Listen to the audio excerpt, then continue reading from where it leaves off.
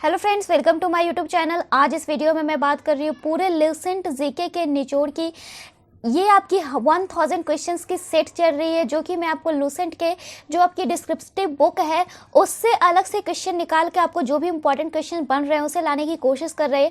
क्योंकि लूसेंट से जो ये सारे आपके क्वेश्चंस होंगे वो आपको SSC, NTPC, IBPS, SI, police या फिर ग्रुप डी या फिर कोई भी competitive exam, state level, PCS हो, सभी जगह पे यहाँ से क्वेश्चन जरूर से ज़रूर पूछे जाएंगे। और ये आपका सेट नंबर 3 है। आपको मैं बता दूँ, ये आपका सेट नंबर 3 है। इसके पहले हमने इसके 2 सेट अपलोड करके रखे हैं, तो जिन लोगों ने वो 2 सेट नहीं देखे हैं वो हमारे चैनल के वीडियो लिस्ट में जाकर जरूर से जरूर देख लीजिए, क्योंकि ये सारे क्वेश्चंस आपके लिए बहुत ज़्यादा इंपॉर्टेंट होने वाली है। तो चलिए शुरू करते हैं सभी सवालों को। तो सबसे पहला सवाल आपके स्क्रीन पे दिख रहा होगा। मैं आपको बता दूं, यहाँ पे जो है मैं आपको जो डेली सेट करवा रही हूँ उसमें आपको डेली 5 क्वेश्चन शुरू में करंट अफेयर यानी सीए के क्वेश्चन होते हैं, ताकि करंट अफेयर भी आपका साथ ही साथ हमेशा कवर होते जाए। तो पहले की भी 2 वीडियोस में भी हमने 5-5 सीए कर पाए थे, और फिर से आज के इस वीडियो में भी 5 करंट अफेयर होंगे, वो भी डिस्क्रिप्टिव। तो आप इस वीडियो को लास्ट तक जरूर देखिएगा, क्योंकि इसके आगे के जो क्वेश्चन होंगे वो आपके होंगे और भी ज़्यादा क्वेश्चन जो आपके हिस्ट्री, केमिस्ट्री, साइंस सभी सब्जेक्ट से होंगे। तो चलिए देखते हैं। पहला क्वेश्चन आपके स्क्रीन पे है, हाल ही में किस अफ्रीकी देश में दुनिया का तीसरा सबसे बड़ा हीरा मिला है? किस अफ्रीकी देश में दुनिया का तीसरा सबसे बड़ा हीरा मिला है? नाइजीरिया, युगांडा, बोत्सवाना या तंजानिया? 4 ऑप्शन हैं आपके पास। अगर आपको इसके आंसर्स पता है तो आप कमेंट बॉक्स में कमेंट जरूर कीजिए, वो भी क्वेश्चन नंबर के साथ। आपसे पूछ रहा है हाल ही में किस अफ्रीकी देश में दुनिया का तीसरा सबसे बड़ा हीरा मिला है। और जिन लोगों में मैं जो आज 40 क्वेश्चन करवा रही हूँ उसमें सबसे ज्यादा क्वेश्चन जो आंसर करेंगे उसका नाम मैं अगले वीडियो में जरूर से जरूर लूंगी। करें हाल ही में किस अफ्रीकी देश में दुनिया का तीसरे सबसे बड़ा हीरा मिला है? तो यह मिला है बोत्सवाना में, ऑप्शन नंबर सी। आपको मैं बता दूं, हाल ही में देवस्वाना डायमंड कंपनी ने 1 जून 2021 को, आपको डेट याद रखना है, 1 जून 2021 को दक्षिण अफ्रीका के बोत्सवाना कहाँ पे है? तो दक्षिण अफ्रीका के बोत्सवाना की जवानेंग खदान में दुनिया का तीसरा सबसे बड़ा हीरा पाया है। प्रारंभिक विश्लेषण के अनुसार इस हीरे या पत्थर का वजन दुनिया के दूसरे सबसे बड़े 1109 कैरेट लेबेडी ला रोना हीरे से थोड़ा सा कम है, जो वर्ष 2015 में बोत्सवाना में ही पाया गया था। और दुनिया का सबसे बड़ा 3106 कैरेट का कलीमन हीरा वर्ष 1905 में पाया गया था, और यह पाया गया था दक्षिण अफ्रीका में। और इस 73 मिलीमीटर लंबे, 72 मिलीमीटर चौड़े और 27 मिलीमीटर मोड़े पत्थर का नाम अभी नहीं रखा गया है, यानी जो अभी आपकी पत्थर मिली है उसका नाम नहीं रखा गया है, और यह 1109 कैरेट से थोड़ी सी कम है। नेक्स्ट क्वेश्चन है आपके स्क्रीन पे, हाल ही में प्रसिद्ध व्यक्तित्व मिल्खा सिंह का निधन हुआ, वो कौन थे? लेखक, धावक, गायक या वैज्ञानिक? मिल्खा सिंह कौन थे? तो मिल्खा सिंह एक धावक थे, ऑप्शन नंबर बी। आपको मैं बता दूं, ये महान फर्राटा धावक थे। आपको मैं बता दूं, इनका 1 महीने तक कोरोना संक्रमण से जूझने के बाद 51 वर्ष की उम्र में निधन हो गया।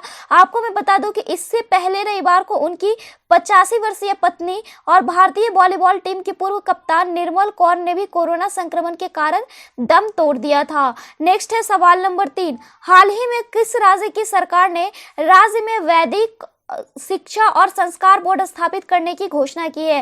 किस राज्य की सरकार ने वैदिक शिक्षा और संस्कार बोर्ड स्थापित करने की घोषणा की? राजस्थान, पंजाब, उत्तर प्रदेश या उत्तराखंड? किस राज्य की सरकार ने यह घोषणा की है? तो यह घोषणा की है राजस्थान ने। आपको मैं बता दूं, हाल ही में राजस्थान सरकार ने वैदिक शिक्षा और संस्कार बोर्ड का गठन करने की घोषणा की। आपको मैं बता दूं, इस बोर्ड के तहत छात्रों को विज्ञान और योग के संबंध का ज्ञान भी दिया जाएगा, वैदिक रीति रिवाज एवं संस्कार आधारित शिक्षा भी दी जाएगी। नेक्स्ट क्वेश्चन है सवाल नंबर 4, करेक्ट, कौन व्यक्ति हाल ही में भारत के लिए डब्ल्यूटीओ मिशन के निदेशक नियुक्त किए गए हैं? कौन से व्यक्ति भारत के लिए डब्ल्यूटीओ मिशन में निदेशक नियुक्त किए गए हैं? अरविंद डागर, रामप्रकाश माधव, अर्जन आनंद, आशीष चांद्रुकर? तो सही जवाब है, अगर मैं आपको बता दूं, विश्व स्वास्थ्य संगठन जो कि जिनेवा में है, भारत के अस्थायी मिशन है, उसमें निदेशक के स्तर पर एक निजी व्यक्ति आशीष चांदोरकर को 3 साल के कार्यकाल के लिए काउंसलर नियुक्त किया गया है। कितने साल के लिए? तो 3 इयर्स के लिए इन्हें काउंसलर नियुक्त किया गया। आपको मैं बता दूं, इस मिशन में पहली बार किसी निजी व्यक्ति की नियुक्ति की गई है, और यह इस साल के अंत में विश्व व्यापार संगठन के एक महत्वपूर्ण मंत्री स्तरीय सम्मेलन से पहले आता है। और आपको मैं बता दूं, WTO यानी विश्व व्यापार संगठन, वर्ल्ड ट्रेड ऑर्गेनाइजेशन, इसका मुख्यालय कहाँ है? तो यह है जेनेवा में। नेक्स्ट है सवाल नंबर 5। हाल ही में जारी वर्ष 2021 की विश्व दाता सूचकांक रिपोर्ट में भारत को कौन सा स्थान मिला है? 2021 के विश्व दाता सूचकांक में भारत को कौन सा स्थान मिला? 10वां, 12वां, 13वां या 14वां? आपसे पूछ रहा है कि भारत को कौन सा स्थान मिला है विश्व दाता सूचकांक में। तो आपको मैं बता दूं, इसे 14वां स्थान मिला है। कोविड-19 महामारी में दुनिया भर में दान कार्यों के रुझानों का संकेत दिया गया है। चैरिटीज एंड फाउंडेशन CFF के इस वर्ष के सर्वेक्षण में दान और परोपकारी गतिविधियों पर लॉकडाउन के प्रभावों का उल्लेख किया गया है। आपको मैं बता दूं, भारत अब विश्व के शीर्ष 20 उदार देशों में शामिल है, जबकि पिछले 10 वर्षों तक भारत 82वें स्थान पर था, लेकिन अब यह शीर्ष 20 में यानी 14वें स्थान पर चला गया है। नेक्स्ट है, अब बात कर लेते हैं कुछ जीके के क्वेश्चंस के। सबसे पहला क्वेश्चन जीके का, क्वेश्चन नंबर 6। मेघदूत का लेखक कौन है? मेघदूत का लेखक कौन है? हुमायूं कबीर, खुशवंत सिंह, बाणभट्ट या कालिदास? मेघदूत का लेखक कौन है? तो सही जवाब है कालिदास, ऑप्शन नंबर डी। आपको मैं बता दूं, भारत के शेक्सपियर के नाम से प्रसिद्ध कालिदास गुप्तकालीन विभूति थे। इनकी प्रमुख कृतियां अभिज्ञान शाकुंतलम, ऋतुसंहार, मलालिका मित्रम, कुमार संभव, मेघदूत और राघवंश है। नेक्स्ट क्वेश्चन है सवाल नंबर 7। वाराहमिहिर कौन थे? वाराहमिहिर कौन थे? एक एस्ट्रोनॉट, एक स्पेस शटल, एक पावर स्टेशन, एक प्राचीन खगोलविद।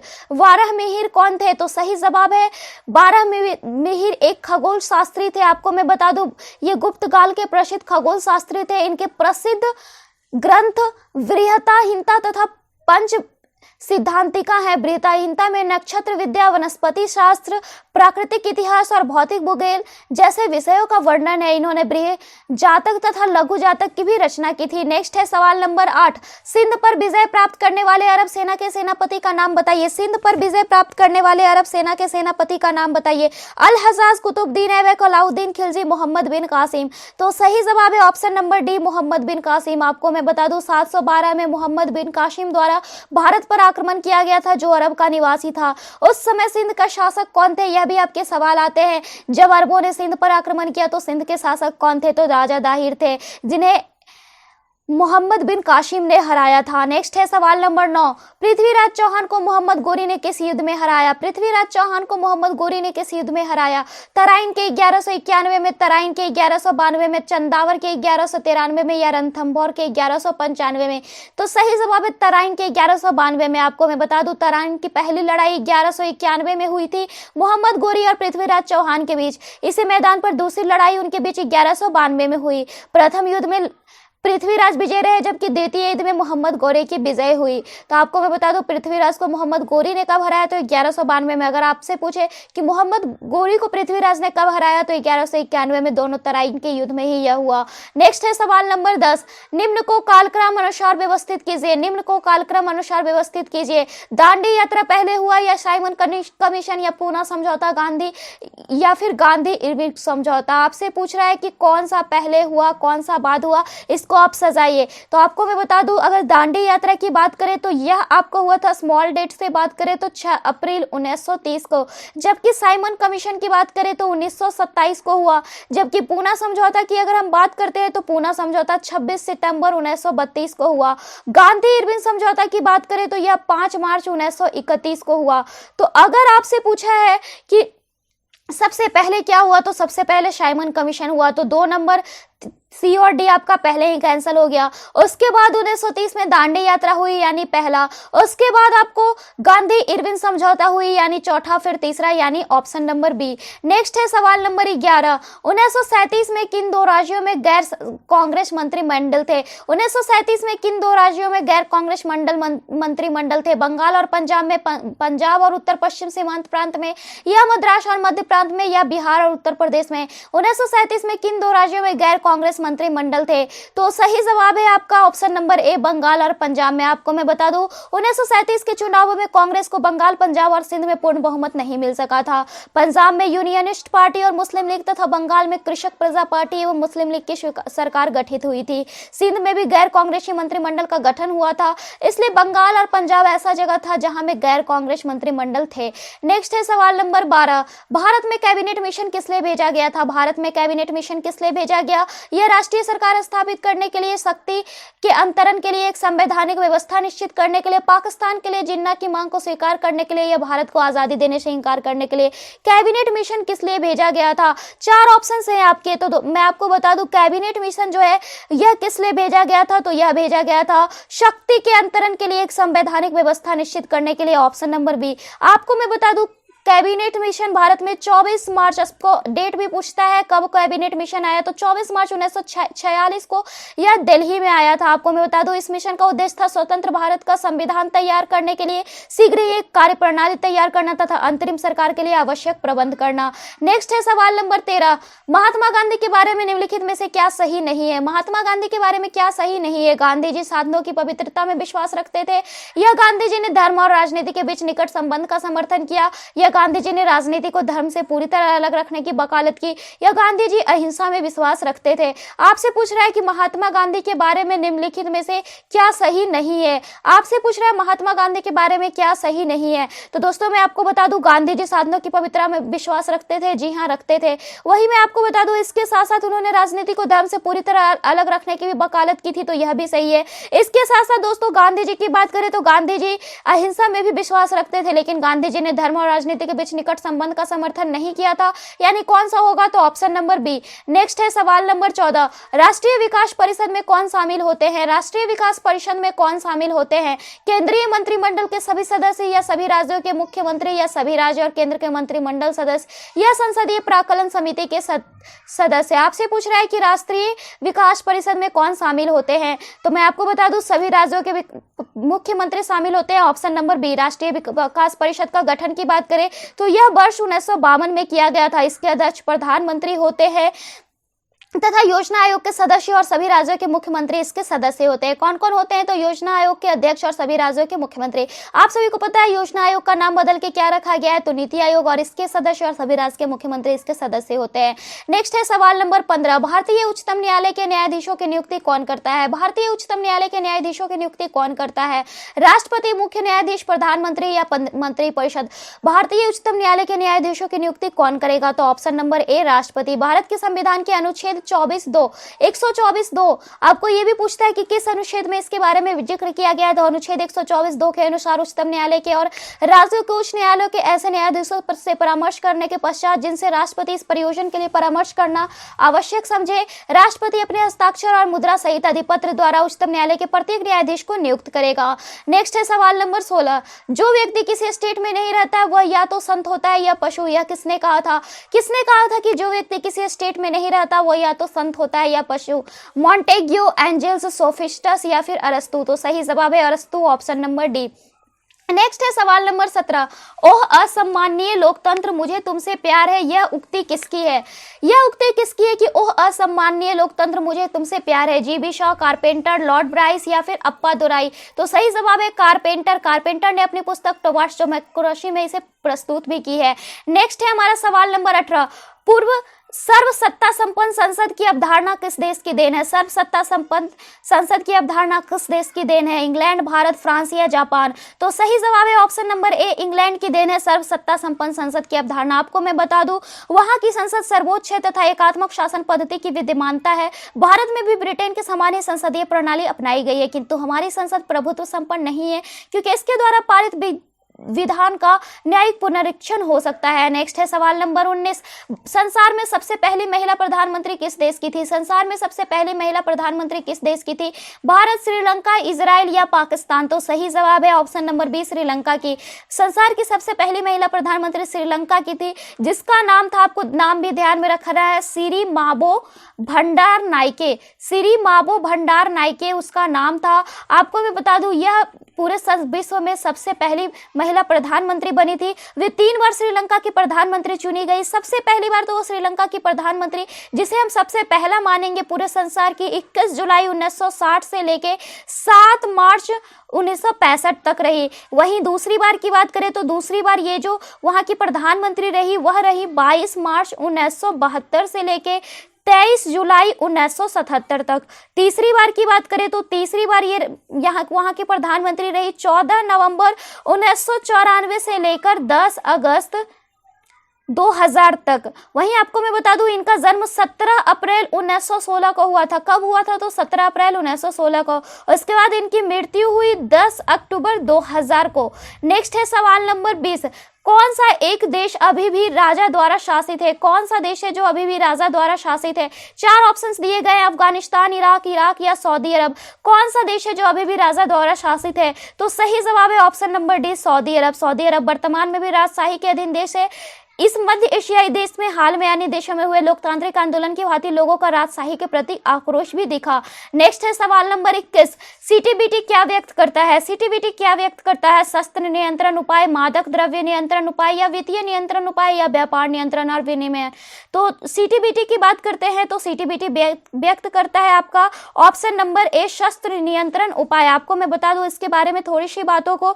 तो सीटीबीटी का तात्पर्य व्यापक आणविक परीक्षण प्रतिबंध संधि यानी कि कॉम्प्रिहेंसिव टेस्ट बैन ट्रीटी। यह विश्व भर में किए जाने वाले सभी प्रकार के परमाणु परीक्षणों पर रोक के लिए लगाई गई है। इस संधि को 10 सितंबर 1996 को संयुक्त राष्ट्र द्वारा किया गया था। नेक्स्ट है सवाल नंबर 22। सवाल नंबर 22 है, लोकतंत्र के 2 रूप कौन से हैं?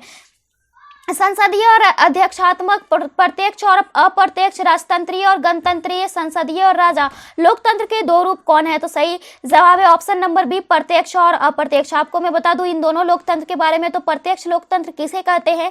जब प्रभु सत्तावान जनता प्रत्यक्ष रूप से शासन कार्यों में भाग लेती है, नीति निर्धारण और कानून बनाती है, प्रशासनिक अधिकारी नियुक्त कर उन पर नियंत्रण करती है, तो उसे प्रत्यक्ष लोकतंत्र कहते हैं।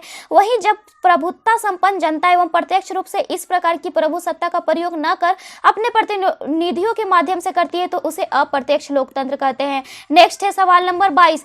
भारत में प्रत्यक्ष लोकतंत्र का उदाहरण क्या है? जिला पंचायत, नगर पंचायत, ग्राम सभा क्षेत्र या पंचायत। तो सही जवाब है ग्राम सभा क्षेत्र। आपको मैं बता दूं प्रत्यक्ष लोकतंत्र का उदाहरण है ग्राम सभा क्षेत्र। आपको मैं बता दूं ग्राम सभा का गठन ग्राम पंचायत के 18 वर्ष से अधिक उम्र के वयस्क व्यक्तियों को मिलाकर किया जाता है। ग्राम सभा की बैठक में संबंधित ग्राम सभा के सभी निवासी भाग लेते हैं, अतः यह प्रत्यक्ष लोकतंत्र का उदाहरण भी है। नेक्स्ट है हमारा सवाल नंबर 24। सवाल नंबर 24 पूछ रहा है, 2 नदियों के बीच उपजाऊ भूमि को हम क्या कहते हैं? 2 नदियों के बीच के उपजाऊ भूमि को क्या कहते हैं?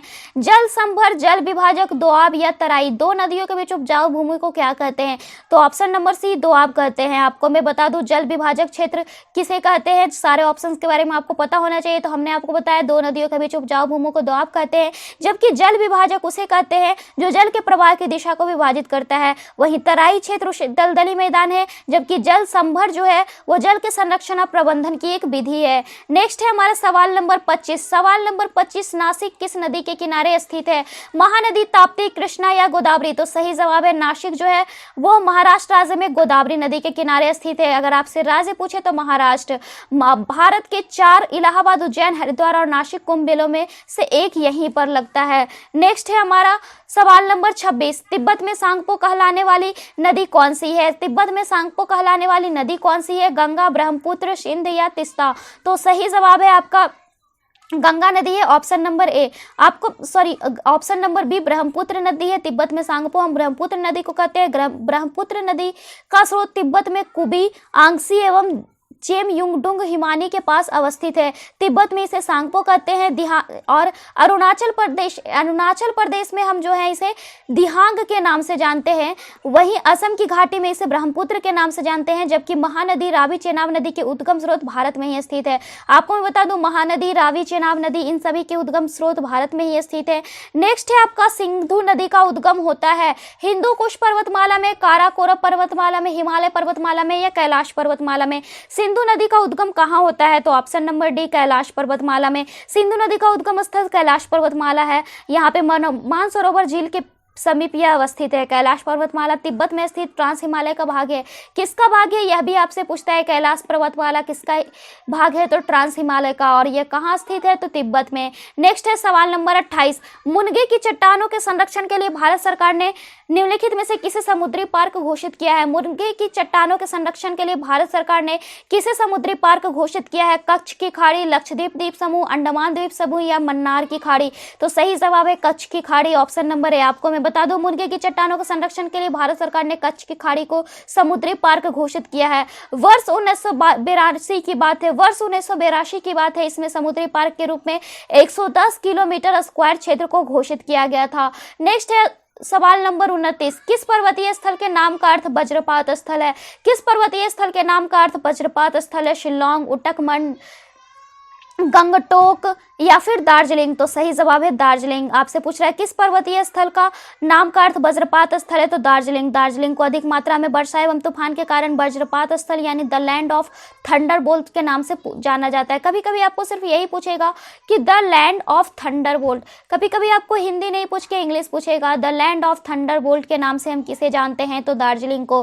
दार्जिलिंग तिब्बती भाषा के दोर्जे यानी वज्रपात और लिंग यानी स्थल से बना है। यह पश्चिम बंगाल में स्थित है। दार्जिलिंग कहाँ है? तो पश्चिम बंगाल में स्थित है। नेक्स्ट है सवाल नंबर 30। सवाल नंबर 30, भारत ने अंतरराष्ट्रीय सुनामी चेतावनी प्रणाली को कब अपनाया था? भारत ने अंतरराष्ट्रीय सुनामी चेतावनी प्रणाली को कब अपनाया?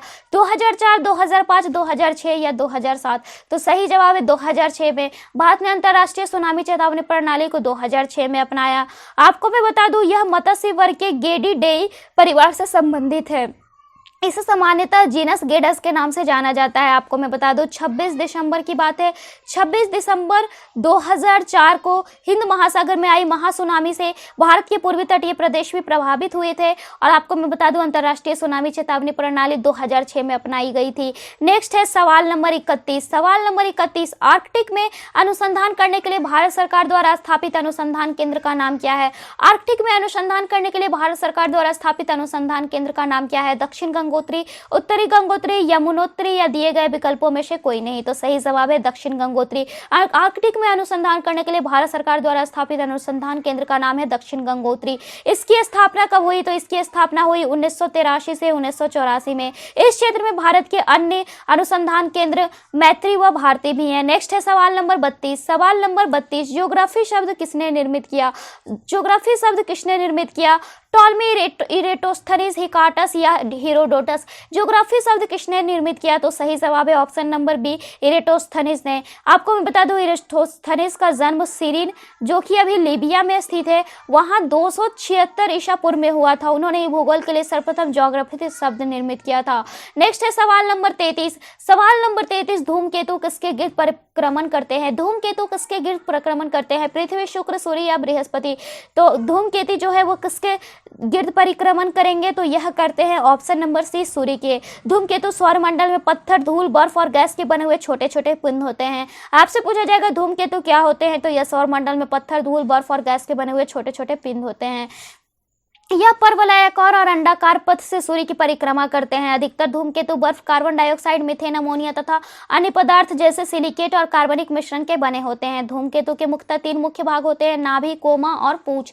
नेक्स्ट है सवाल नंबर 34। पल्सर क्या होते हैं? पल्सर क्या होते हैं? पृथ्वी की ओर जा रहे तारे, पृथ्वी से दूर जा रहे तारे, तेजी से घूमने वाले तारे या उच्च तापमान वाले तारे? पल्सर क्या होते हैं? तो सही जवाब है ऑप्शन नंबर सी, तेजी से घूमने वाले तारे। पल्सर एक उच्च चुंबकीय घूर्णन करने वाला न्यूट्रॉन तारा है। यह एक इलेक्ट्रोमैग्नेटिक विकिरण की विमा उत्सर्जित करता है। तेजी से घूमने के कारण ही इसका नाम पल्सर है। नेक्स्ट है सवाल नंबर 35। पृथ्वी सूर्य से अपनी अधिकतम दूरी पर कब होती है? पृथ्वी सूर्य से अपनी अधिकतम दूरी पर कब होती है? 30 जनवरी को, 22 दिसंबर को, 22 सितंबर को या 4 जुलाई को? पृथ्वी सूर्य से अपनी अधिकतम दूरी पर कब होती है? तो ऑप्शन नंबर डी, 4 जुलाई को। पृथ्वी सामान्यतः 4 जुलाई को सूर्य से अधिकतम दूरी पर, जबकि 3 जनवरी की बात करें तो 3 जनवरी को न्यूनतम दूरी पर होती है। इन परिघटनाओं को क्रमशः, अगर हम बात करें 4 जुलाई की परिघटना को तो इसे अपहेलियन या अपसौर, और 3 जनवरी की घटना को पेरिहेलियन या उपसौर कहते हैं। सामान्यतः इस परिघटना की यही तिथि रहती है, परंतु इनमें थोड़ा बहुत परिवर्तन होते रहता है। सवाल नंबर 36। नापे किसका एक प्रकार है? नदीय लक्षण का, वलित संरचना का, अपर्दन मैदान का या डेल्टा प्रवेश का? नापे किसका प्रकार है? तो सही जवाब है option number C, option number B, वलित संरचना का। नापे किसका प्रकार है? तो वलित संरचना का। नापे भूगर्भीय हलचल से उत्पन्न वलित संरचना का एक प्रकार होता है। नेक्स्ट है सवाल नंबर 37। एक ही समय में कंपन करने वाले स्थानों को जोड़ने वाली रेखाओं की श्रृंखला क्या कहलाती है? एक ही समय में कंपन करने वाले स्थानों को जोड़ने वाली रेखाओं की श्रृंखला क्या कहलाती है? तो सही जवाब है सहभूकंप रेखाएं। सहभूकंप रेखाएं वह रेखाएं हैं जो एक ही समय में कंपन करने वाले समान स्थानों को जोड़ती है। सहभूकंप रेखा वह है जो भूकंपीय लहरों द्वारा उत्पन्न समान मान अथवा आघात वाले क्षेत्रों को मिलाती है। सवाल नंबर 38 विभ्रंश घाटी बनती है दो एंटीक्लाइंस के बीच। विभ्रंश घाटी कहाँ बनती है? दो एंटीक्लाइंस के बीच, या दो भ्रंश के बीच, या अभिन्त द्रोणी का कटाव करने से, या ज्वालामुखी उद्भेदन के कारण। तो सही जवाब है ऑप्शन नंबर बी, दो भ्रंशों के बीच। विभ्रंश या रिफ्ट घाटी एक स्थल रूप है जिसका निर्माण विवर्तनिक हलचल के परिणाम स्वरूप होने वाले भ्रंशन के कारण होता है। यह सामान्यतः पर्वत श्रेणियों अथवा उच्च भूमियों के बीच स्थित लंबी आकृति वाली घाटियां होती है जिनमें अक्सर झीलें भी निर्मित हो जाती हैं। सवाल नंबर 39, सुनामी का मुख्य कारण क्या है? सुनामी का मुख्य कारण क्या है? ज्वालामुखी, चक्रवात, समुद्री सतह पर भूकंप, या चंद्रमा का आकर्षण। सुनामी का मुख्य कारण क्या है? तो सही जवाब है ऑप्शन नंबर सी, समुद्री सतह पर भूकंप। अगर इसके बारे में थोड़ी सी बातों को जानने की कोशिश करते हैं तो आपको मैं बता दूं, सुनामी तरंग नहीं बल्कि तरंगों की श्रृंखला होती है जो महासागरीय नितल के निकट अथवा उसके नीचे भूगर्भिक परिवर्तनों के कारण पैदा होती है। अगर बात करें सुनामी के बारे में थोड़ी सी और बातों की, तो मैं आपको बता दूं, सुनामी महासागरीय नितल पर भूकंप, भूस्खलन अथवा ज्वालामुखी उद्गम से पैदा होती है, परंतु अधिकांश सुनामी भूकंपों से ही पैदा होती है और यह सबसे विनाशकारी होती है। अंग्रेजी में इसकी बात करें तो इसे हम लिखते हैं TSUNAMI। यह शब्द जापानी भाषा के दो शब्द TSU यानी हार्बर अर्थात पोताश्रय तथा नामी यानी वेव अर्थात तरंग से बनता है। सुनामी वे सागरीय तरंग है जो तटीय भागों में बड़े पैमाने पर विनाश करती हैं। नेक्स्ट है सवाल नंबर 40, आज का आखिरी सवाल। दक्षिण अमेरिका के शीतोष्ण घास स्थल को क्या कहते हैं? दक्षिण अमेरिका के शीतोष्ण घास स्थल को क्या कहते हैं? पंपास, प्रेयरीज, वेल्ट, या सवाना। तो सही जवाब है पंपास। पंपास दक्षिण अमेरिका के अर्जेंटीना, उरुग्वे, ब्राजील में स्थित घास का मैदान है। इसका विस्तार अर्जेंटीना के ब्यूनस आयर्स, ला पाम्पा, संताफे, इंट्रो रियोस और कार्बेडा तथा उरुग्वे के लगभग पूरे क्षेत्र तथा ब्राजील के रियो ग्रैंड डो सुल में है। तो फिलहाल इस वीडियो में इतना ही। ऐसे ही वीडियोस के लिए बने रहिए हमारे चैनल के साथ। Then bye and thanks for watching this video.